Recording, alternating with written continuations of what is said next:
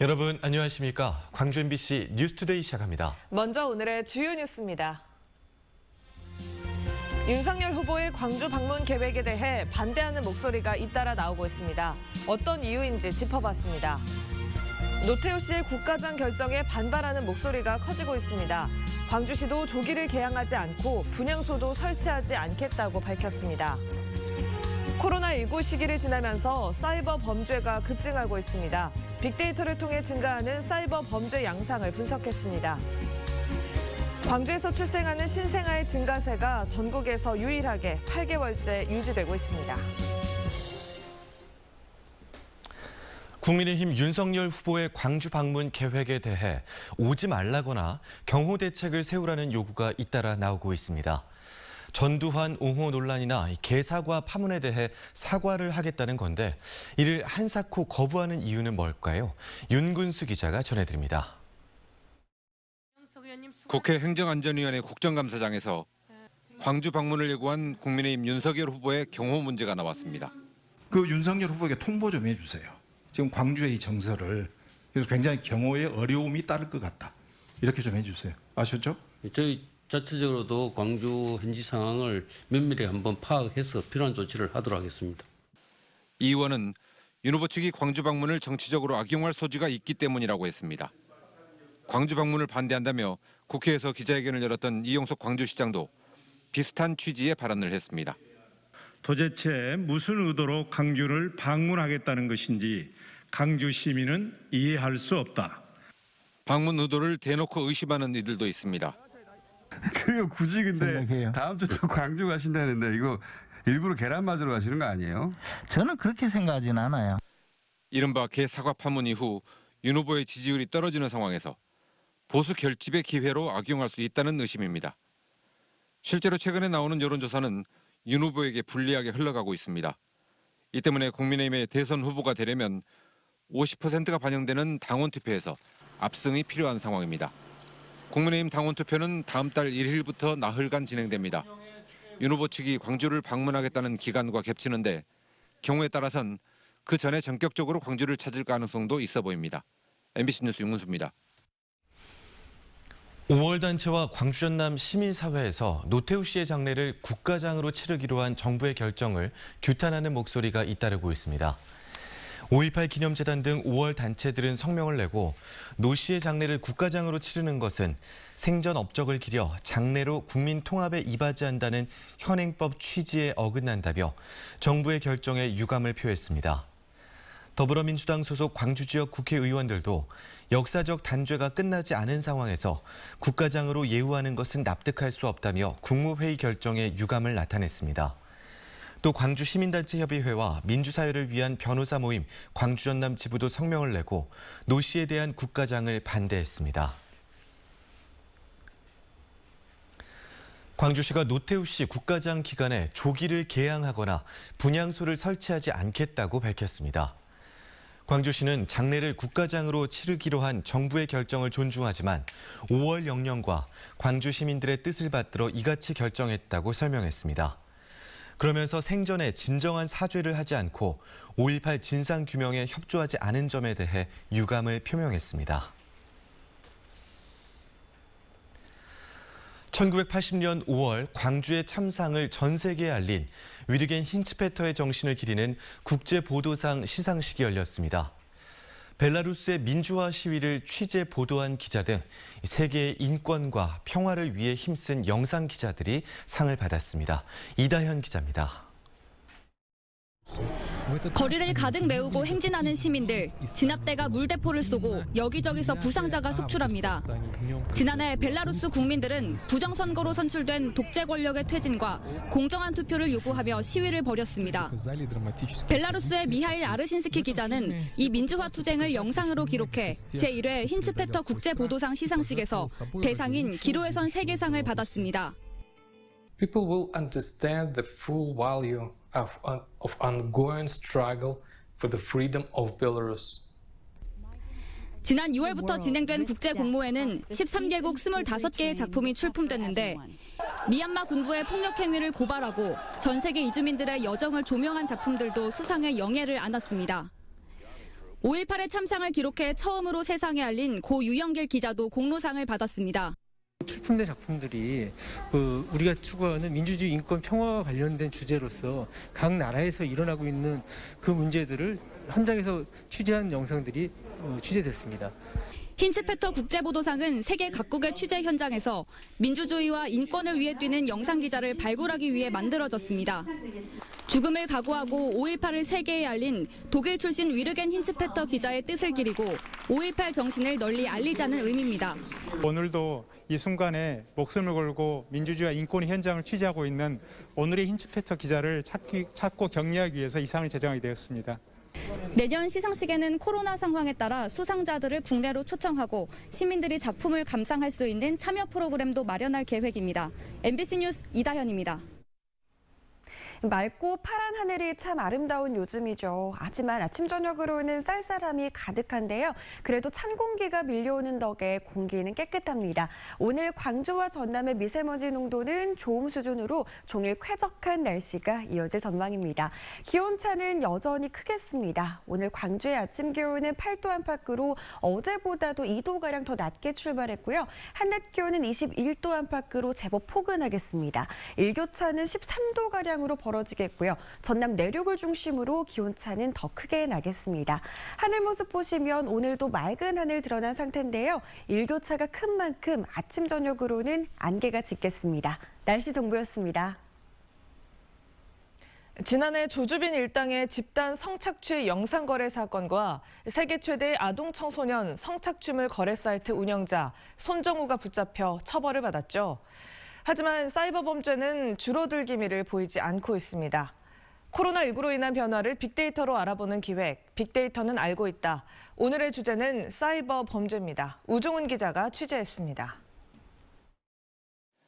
비밀 메신저 텔레그램을 통해 여성들의 성착취 영상을 만들고 유포한 조주빈 일당의 집단 성착취 영상 거래 사건.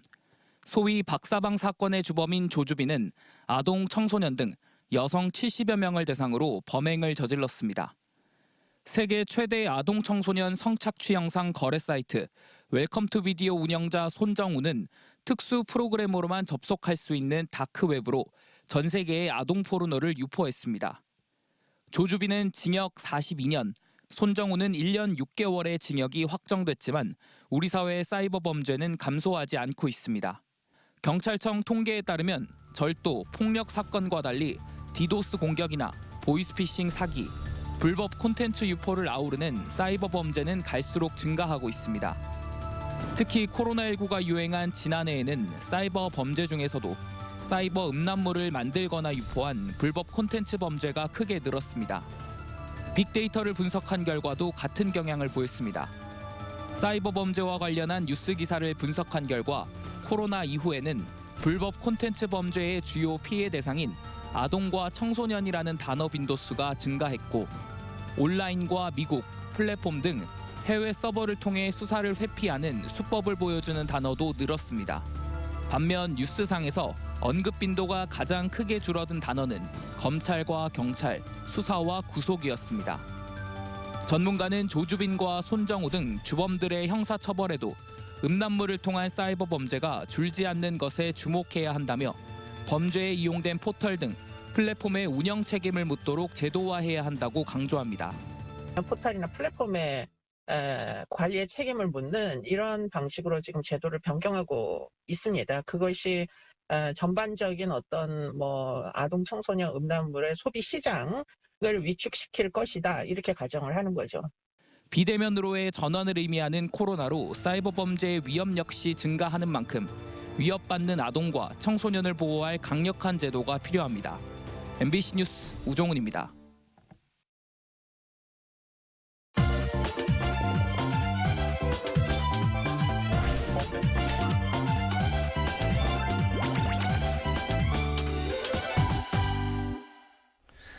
앞선 보도에서 나온 사이버 범죄와 관련된 빅데이터 분석 결과에 대해 세안대학교 AI 빅데이터 연구소 이동수 소장과 좀 더 살펴보겠습니다. 소장님 안녕하십니까? 안녕하십니까? 네, 안녕하십니까? 네, 코로나19 전후에 나타난 뉴스 기사에서 사이버 범죄와 관련된 키워드에는 어떤 변화가 있었을까요? 네, 앞선 보도에서도 언급되었는데요. 통계청 데이터에서 절도 등의 범죄 관련 건수가 감소는 하고 있지만 비대면 일상에 사이버 관련된 지능 범죄가 증가하고 있는 상황을 알 수 있었습니다. 빅데이터 분석 결과도 코로나19 이후에 협박, 온라인, 디지털 플랫폼 등 사이버 범죄와 관련된 단어가 증가하였고요. 특히 코로나 이후에 아동, 청소년의 키워드 빈도가 높게 나타났는데요. 이는 온라인 이용 증가로 인해서 사이버 불링이나 사이버 성범죄 등 사이버 범죄 대상이 아동, 청소년으로 확산되고 있었음을 알 수 있었습니다. 네, 그렇군요. 그러면은 코로나19 발생 이후에만 나타난 그 뉴스 기사 단어에는 어떤 특징이 있던가요? 네, 코로나19 이후에 뉴스 기사에서는 화면에서 보시는 바와 같이 텔레그램, 동영상, 미성년자, 그리고 마스크 등이 새로운 단어로 나타났습니다. 작년에 메신저 텔레그램에서 불법 성착취 영상을 제작 유포한 엠번방이나 박사방 사건이라든지 세계 최대 아동 음란물 사이트인 다크웹 운영자가 검거되면서 사회적 이슈가 되었고요. 이 외에도 마스크 판매 사기라든지 대출이나 중고리 거래 사기 등 신종 사이버 범죄가 코로나19 이후에 소비 패턴 변화를 악용해서 급증하고 있었습니다. 네, 뉴스 기사 관련된 내용 살펴봤는데 그렇다면 SNS상에서는 어떤 내용이 빅데이터상에 도출됐을지 궁금한데요. 네, 코로나19 발생 이후에 SNS상에서의 내용을 좀 보면은 긴 시간에 걸쳐 호감을 쌓은 후에 금품이나 돈을 갈취하는 신종 사이버 범죄인 로맨스 스캠이 SNS상에서 새로운 단어로 등장했는데요. 퇴직 보증금이나 금괴 운송료 등의 명목으로 그에게 돈을 갈취한 로맨스 스캠 사기범이 구속되기도 했습니다. 또한 사이버 범죄가 중고거래 메신저 등 다양한 플랫폼을 통해 이루어지고 있었습니다.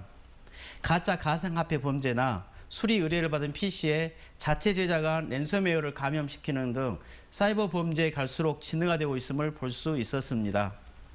네, 앞으로 이 사이버 범죄는 계속 진화할 것으로 보이거든요. 어떤 예방책들이 있을까요? 네, 최근에는 메타버스에 기반한 SNS가 성행하는 가운데 아바타를 이용해서 상대방의 성희롱을 하거나 또는 메타버스 상에서 사이버 불령을 자행하는 등 청소년이나 여성 대상의 피해가 발생하고 있었는데요. 메타버스가 지나는 사이에 사이버 범죄 발생 사각지대가 우려되고 있는 상황입니다. 이에 대해서 관련된 대책이나 법안 등이 좀 필요하고요. 특히나 디지털 성범죄에 악용되고 있는 여성이나 또는 아동, 청소년 등의 피해자에 있어서 동영상 삭제 지원이나 또는 개인정보 보호 등의 이런 신청 지원들이 절실하다고 보는 상황입니다. 사이버 범죄는 사실은 내 가족이나 내가 대상이 될 수 있다는 그런 경각심을 좀 가지고 있어야 되고요. 인터넷 포털 사이트에서 주로 가지고 있는 비밀번호 변경 이런 것들을 통해서 실제 개인정보에 대한 해킹을 좀 줄여야 될 부분이 있습니다. 특히 아이들이 온라인에서 오프라인 쪽으로 좀 전환시킬 수 있는 그런 관심을 좀 가질 필요성이 있고 이러한 것은 사이버 범죄로부터 안전하게 아이들을 지킬 수 있는 하나의 방법이 될 수도 있다고 생각을 합니다. 네, 지금까지 코로나19와 사이버 범죄에 대해서 빅데이터 분석 결과 함께 살펴봤습니다. 말씀 고맙습니다. 네, 고맙습니다. 감사합니다. 일제강점기 대표적인 서정시인 영랑 김윤식 선생의 생가에서는 해마다 아름다운 가을 풍경이 펼쳐지고 있습니다. 추수를 끝낸 주민들이 직접 이 영랑 생가의 초가 지붕을 단장하는 이영 잇기 작업을 하고 있습니다. 김한수 기자가 현장에 다녀왔습니다. 가을 햇볕이 내리는 앞마당에 볏짚이 수북히 쌓여 있습니다. 하나둘 엮어 만든 볏짚 이영은 어느새 12m 길이의 용마루가 돼 지붕 중앙에 얹혀집니다. 모란이 피기까지의 서정시인 김윤식 선생 생가의 이영 얹기 작업입니다. 김영랑 씨는 1903년 이 집에서 태어났는데 우리나라 유명한 그 문학인들이 많은데 유일하게 영랑생가가 국가지역 문화재라는 점이 상당히 의미가 있죠. 그리고 어릴 적 선생이 뛰놀던 안채와 문간채, 사랑채 등 영랑생가의 8채 초가가 새 옷을 갈아입는데 한 달 안팎의 시간이 걸릴 예정입니다. 지난 1985년 복원을 마친 영랑생가에서는 해마다 추수를 끝낸 주민들이 직접 나서 일손을 거들며 시인을 기억하고 있습니다. 인근 마을 어르신 10여 명이 함께 모여 만든 볕단입니다. 볕단의 길이를 유지하기 위해서 농기계보다는 손수 낫으로 벤다고 합니다. 저가접이 있는데 할아버지 한 거, 아버지 한 거 따라서 좀 하고 또 집도 올려주고 지붕 올라가서 잡아도 주고 처음에 그렇게 해서 배웠죠. 그런데 영랑생가의 이영익길을 시작으로 남도답사 1번지 전남 강진에서는 다산 정약용이 머물던 사이제 등 지역 명소의 초가 지붕 이영원기 작업이 다음 달까지 계속됩니다. MBC 뉴스 김한수입니다. 광주의 출생아 수 증가세가 전국에서 유일하게 8달째 유지되고 있습니다. 통계청이 발표한 인구 동향에 따르면 지난 8월 광주의 출생아 수는 676명으로 작년 8월에 비해 73명 늘었습니다. 광주의 출생아 수는 지난 1월에 증가로 돌아선 이후 8달째 증가세가 유지되고 있고 8월까지 누적 신생아 수는 5,500여 명으로 작년 같은 기간에 비해 554명 늘었습니다. 광주은행이 올해 3분기까지 역대 최대 경영 실적을 올렸다고 밝혔습니다. 광주은행은 올해 3분기 누계 당기 순이익이 1,633억 원으로 전년 동기 대비 18.6% 증가했다고 밝혔습니다. 또 총 영업이익은 지난해 같은 기간과 비교해 290억 원 이상 늘었다고 덧붙였습니다.